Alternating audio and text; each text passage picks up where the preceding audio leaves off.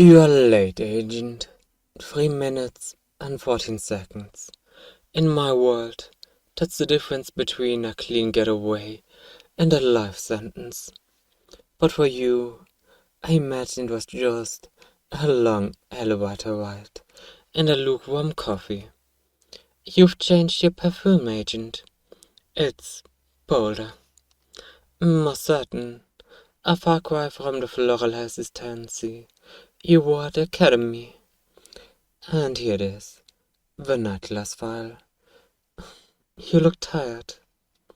The blue light of a forensic monitor doesn't suit your complexion.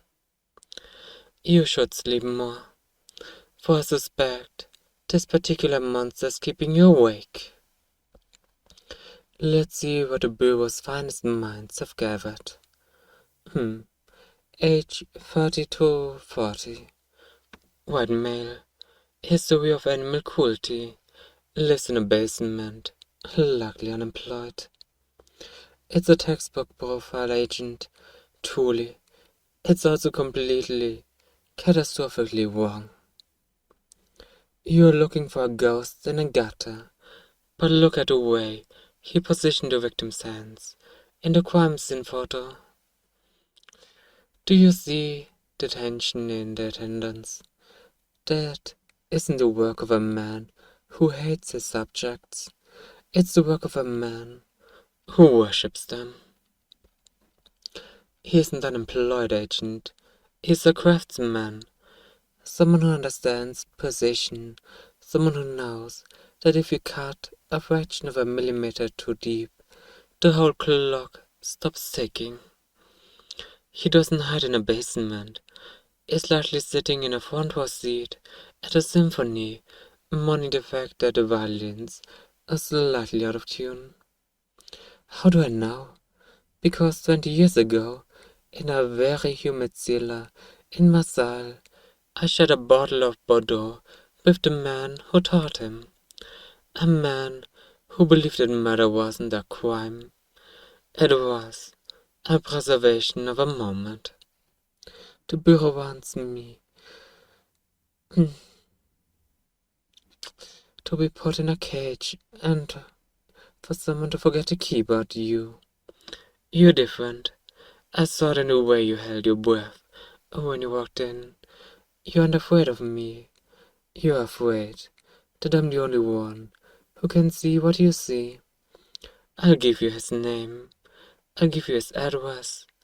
And I'll give you the reason he chooses his victims based on the color of their eyes at sunset. But I won't talk to the task force. I won't talk to your director. I will only talk to you. You're the only one with enough light left in the eyes.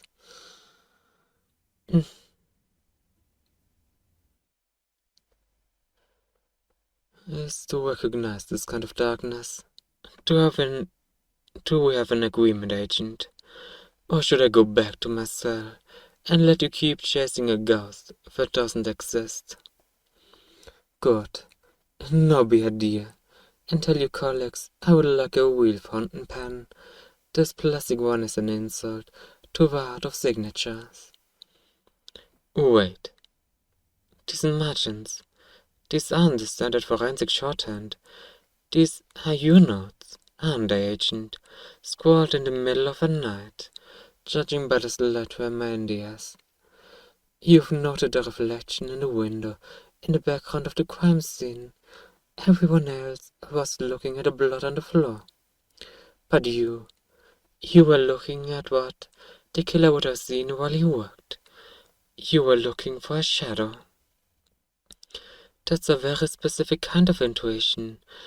Most people have to be taught to see the world in reverse. But you see the negative space naturally. You see the hole where a soul should be. It's a gift, certainly, but it's also a scar. Tell me, where does a girl like you learn to look at a monster and see a mirror? Usually that level of perception only comes from one of two places. Either you are the thing under the bed, You spend a very long time staring into the eyes of one, and you don't strike me as a predator. Agent, you're far too empathetic for that. So, who was it? Who was the first wolf to show you his teeth? No, don't answer. I can see the wall going up. The professional veneer is quite sturdy. I'll give you that. But that's why I'm staying. Not for the deal. Not for the immunity. I'm staying because I want to see how the story ends. I want to watch your work.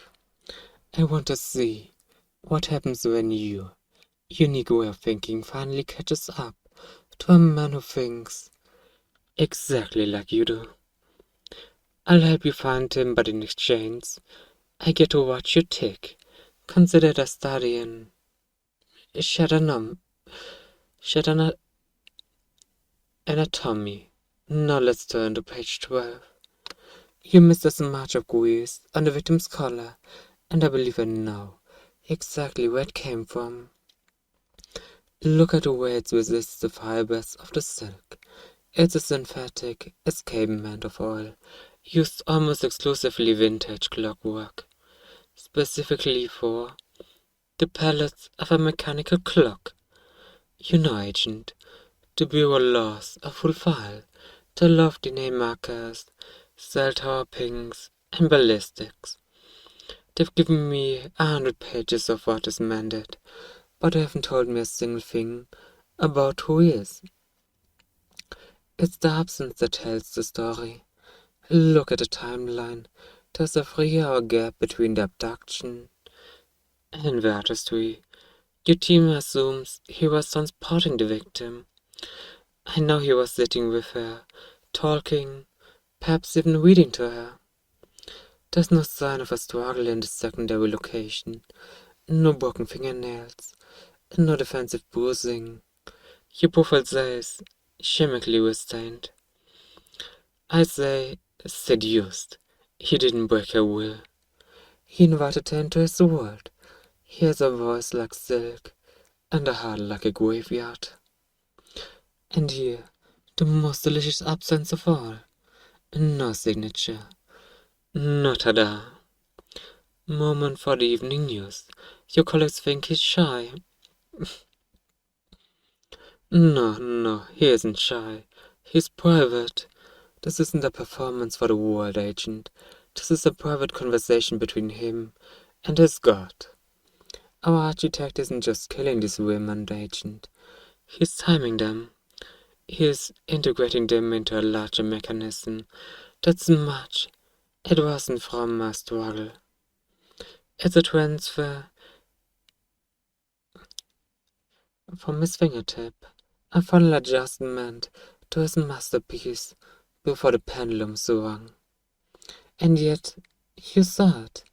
In your handwritten note on page 22, you wrote, "The placement of the lilies suggests an apology."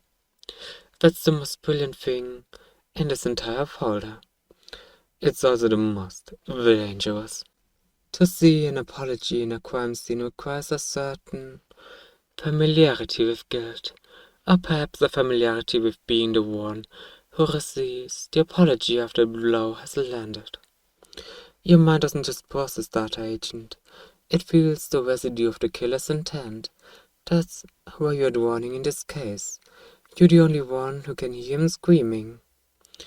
I'll tell you where he went after the lilies, but first, tell me, when you look at those flowers, did you feel pity for the victim? Or did you feel a strange, terrifying sympathy for the man who felt he had to say sorry? Oh, you're trembling, Agent. Just a fraction. It's not fear. It's adrenaline of finally being seen. It's a heady thing, isn't it? To have someone look past the badge and see the machinery underneath. Before you go back to your fluorescent lights and your coffee that tastes like red cardboard, I'll give you a little something to dream about. A parting gift to prove that our partnership will be a fruitful one. Stop looking at the crime scenes in the city. You are looking at where he finishes. You need to look at where he begins. There's a small and remarkable clock repair shop in the West End. It's tucked between a bakery and a florist. No sign, just a gold pendulum in the window. Down is a man who speaks in whispers and smells of machine oil and old paper. He doesn't know the killer's name, but he knows his hands. Our architect goes there once a month to buy internal gear specifically, the ones from the 1920s. He's building something, Agent, something much larger than a single exhibit. Go there. Don't take a backup. Don't bring a siren. Just go and look at the ledger for a Mr. Fawn. It's an alias, of course, but the handwriting, well, I think you'll find it remarkably similar to the way you cross your own T's. Sleep well, Agent. I'll be expecting you back tomorrow morning, and do bring that fortune pen. I have a feeling we have a lot more to discuss regarding you, a unique perspective on guilt.